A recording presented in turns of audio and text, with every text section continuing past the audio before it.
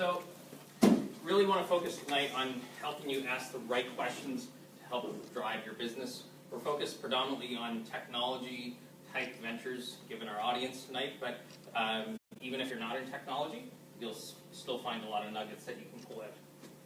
So where do you fit? Well, generally with technology companies, there's three sorts of venues. One, either you're building a product or a service. Two, you've got an existing product. Or three, you're trying to sell your services. So the first step really is about asking the right questions. That's kind of the framework that I want to suggest to you tonight. Then it's about adding a process to that and helping you put things in context. And that'll give you answers for strategic decision making. So that can really help, obviously, drive your business forward. This whole concept, I'm going to use the term competitive intelligence for it. So it's really about understanding what are the right questions, what's the process that I can use, and then how can I move that forward. So it's really about understanding your place in the world and what's happening around you. So with respect to asking questions, I was kind of like on the edge with this robot. He was a little creepy. He was teetering on the edge. But, I would suggest with questions, you always want to begin with the end in mind. I think that's a Stephen Covey quote. So sort of twofold. First, what is it that you're hoping to find out? And then associated with that, what's the key criteria to help you make a decision? So as just some examples, is Los Angeles a good market for us? What's the best way to target my customers online? Is competitor ABC a real threat to my business? We have questions every day about our organizations and our strategy. How do we actually move that forward?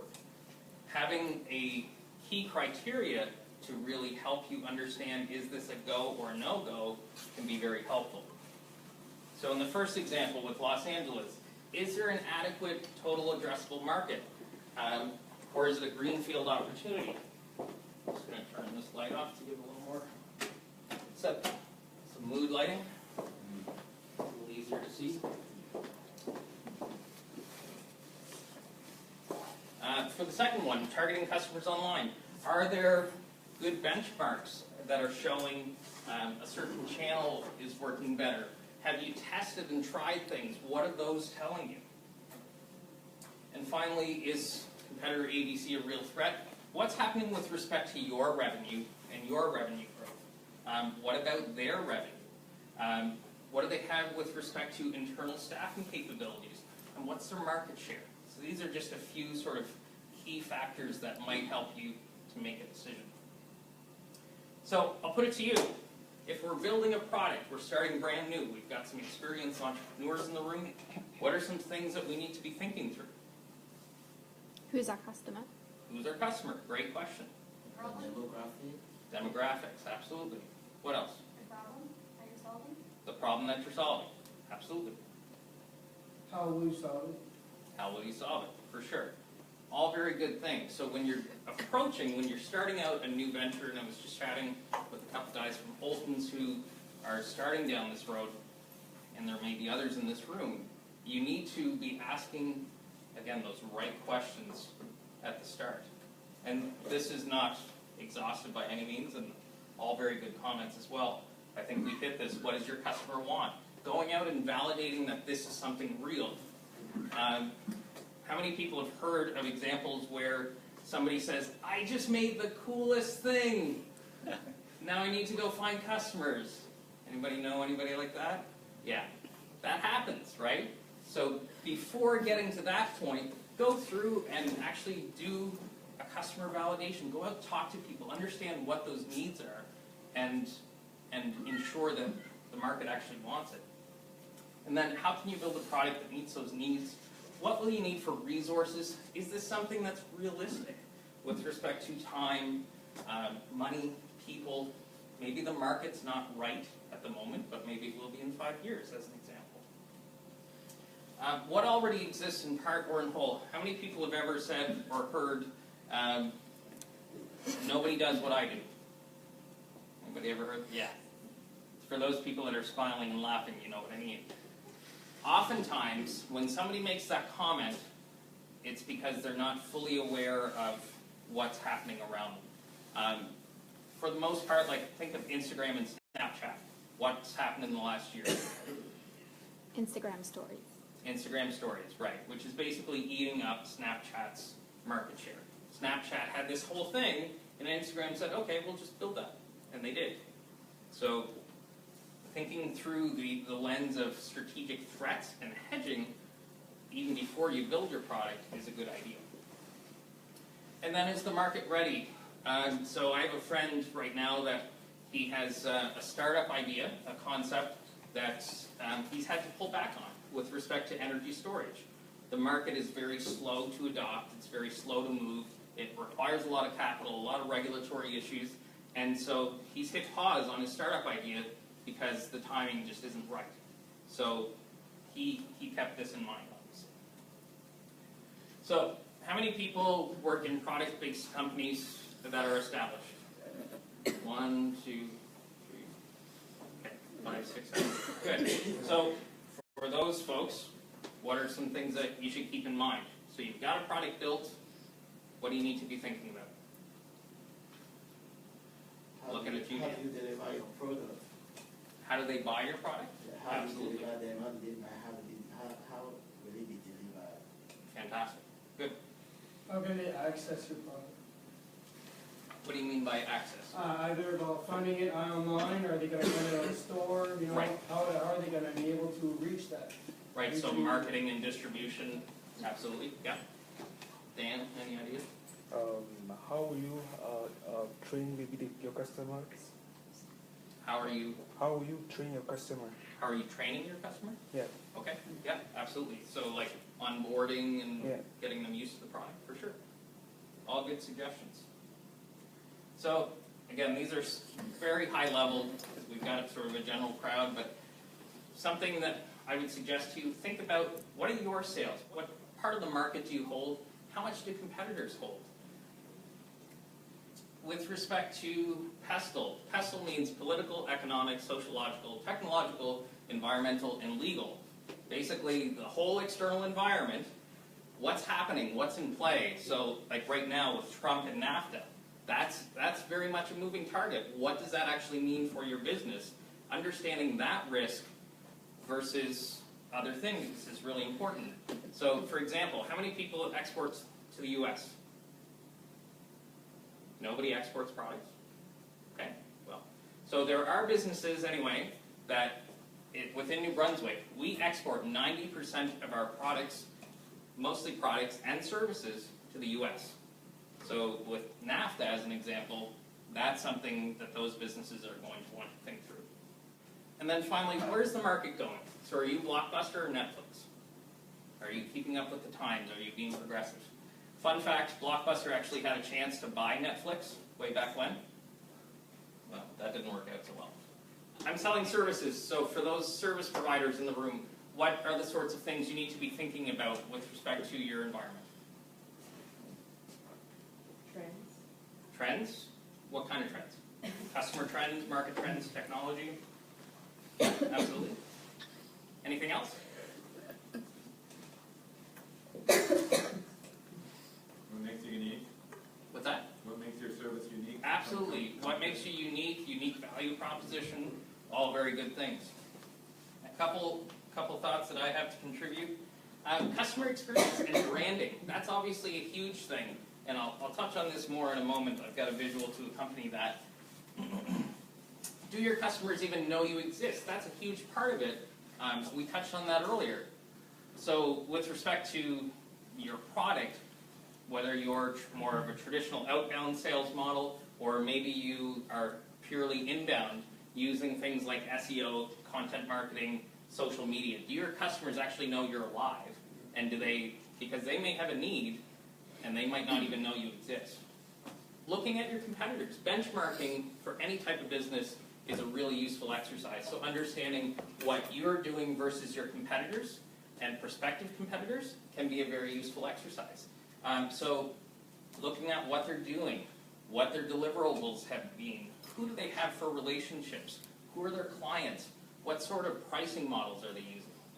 Pricing can be something that can be challenging sometimes to understand where the market is priced and where competitors are pricing. There are different mechanisms by way you can work backwards, whether that's looking at headcount and geography and using average salary rates, and then adding in rent and overhead expenses, and then using industry averages for revenue multipliers and that sort of thing. So there are ways that you can get to that kind of data. And then what disruptive technology is coming. So like Canva for graphic designers. That was something that 10 years ago, you had to go to a graphic designer basically to get anything done graphically. Now, even me, who is a terrible graphics guy, I can go on and spit something out that looks okay. So to touch back on customer experience just for a second, any folks know Roger Atlee with Punch Branding? Okay, you should check him out. Anyway, great guy, really strong on branding and customer experience. And this was something that he shared on his social media recently. And I won't dive into it here, but you can see, again, thinking about I'm selling services or I'm a product-based company or whatever, this goes into a ton of depth. So from the moment, even before a customer learns about you, until after the sale, and then repeat sales and so on, that covers a lot. So thinking through your customer experience that you're providing is great, and understanding what your competitors are doing for customer experience can be very useful as well. I'll suggest to you a healthy dose of what if is a good thing.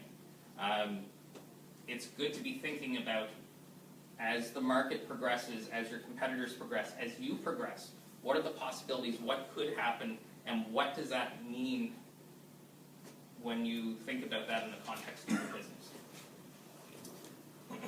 So, we've talked about asking questions, now a little bit on process. So, getting information from people. So this is sometimes called primary research. This is going out and talking to people, whether they be customers, competitors, industry experts, other people. This can be useful for a variety of things like improving your product, refining your sales and marketing process. I will mention this as a resource. Ellen Naylor is a great name in win-loss analysis. I'd really suggest you check her out if you're curious about improving how much business you actually win.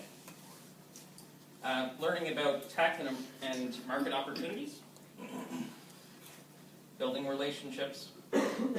And then just a few resources. Again, Ellen Naylor and a variety of others have this technique called elicitation. I go on and Google it. Great resources online that exist. This is basically about how to ask questions and really understand how to navigate conversations to find out what you need to know. Dale Carnegie I think, wrote it in 1930, How to Win Friends and Influence People. That's a great book. Great substance on being able to converse with people. From my education background, I'll pull in Bloom's taxonomy. This is basically just higher order questions versus low-end questions. So a low-end question is a yes-no. Higher order is asking a question in a certain way to get more quality information out of the response. Looking at secondary research, whether that be internet or others, useful for a variety of things like understanding new markets, looking at different industry tech, economic developments, prospecting for talent, understanding competitors, and so on. With respect to resources, a variety of good ones that I would suggest. Google Alerts is very useful. Anybody use Feedly currently, an RSS feeder? One, okay. Again, great tool. If you do any amount of reading, that can bring most of your resources together in one place, which can save you time and effort, which is great. LinkedIn groups, email subscriptions. So whether it's consulting firms or industry publications, what have you, having that in your inbox and not having to go out and look for it is a great tool. Two in particular that I recommend, Quartz and Fast Company. They both put out really great content. Boolean search, if you're not familiar with that, that's when you type in car plus lights, and when you hit return, that will spit out a certain result. When you get really good at using that, you can get very advanced as far as the types of information that will be spit out by Google, and that can be really helpful in secondary research. And finally, social media websites. We all know people overshare way too much, and one quick anecdote with this, I was diving into a senior executive one time trying to understand more about this particular individual. I didn't really have much. By the end, I knew that pretty much everything you would want to know about this individual. The daughter was the weak link. I knew that he had actually given a kidney 3 months prior to his wife, so he had been out off of work for a while. Depending on how deep you really want to know your competitors, there can be really great information out there. So finally, what do you do with the information once it's collected? Always ask the question, what do I have? Going through and making sense and putting things into context can be really quite tremendous. Oftentimes you don't even realize the quantity and value of information you have until you start to really make sense of it. So always start with that. Then look at what gaps what gaps exist. What do I need and where can I find that information potentially? What's the information telling you? Again, I realize some of this can seem really obvious, but a lot of times companies will go out and they'll do all kinds of research and then they don't spend enough time on the analysis to truly understand what does this actually mean for my business. And with this, and I love that little cartoon, beware of bias. Anytime when you undertake research, having elements like confirmation bias, so you've got a preconceived idea or notion of this is what I think, and as soon as you see that information you go, aha, I found it, that's exactly what I thought. That can be a bad path to walk. So I always suggest making sure you have a good representative sample of information to ensure that you have the full picture. This can be especially useful for looking at export markets. I had experience one time, I was working with a multinational and we were trying to paint out a third world nation for their product. And it was very challenging. And we ended up having to pull in, I think we had 4, 5, 6 different pieces of information. We didn't have one that we could say, this is it. So we had to basically read through the lines a little bit and bring together a cohesive picture. All that to say, just beware of biases as you're putting together the picture. And then also use the resources that you have both internally and externally. Bring in other people. Say, this is what I found. How does that resound to you? What do you think? Are there things that I'm missing? And there will be folks that have different expertise than you, and it's always beneficial to pull on them. And then, how best do you move forward? So you've asked the right questions, you've put it into context. How do you move forward? I put ensuring executive buy-in. This is something that really I put here, but this starts at the beginning. Ensure that whoever the people are that you need sign-off and buy-in from are engaged long before you get to the end. Understanding what their needs are, understanding what's going to help them make a go, no-go decision is really important. Mobilize resources as required, whether that's people, time, technology, etc. And then, of course, execute on that. In the spirit of Steve Jobs, one last thing. So we're actually doing training on competitive intelligence. So much of what we've discussed tonight, kind of the techniques, the tactics of how you ask those right questions, how you put a process around that. We're doing training here in New Brunswick. We ran the first training session this fall, which was great, really well received. And if you're not on our newsletter, definitely plug in on that, and with our social media as well. We also have for earlier stage companies, so if you are starting a venture that has a technological component, that's something that we can help you with. And you can actually access premium databases that ordinarily you'd pay tens of thousands, if not hundreds of thousands of dollars to access, and you can access that through us at no charge. And so that's for product-based companies or if you have intellectual property. And as I mentioned, stay in the loop. Sign up for a newsletter or social. Thank you.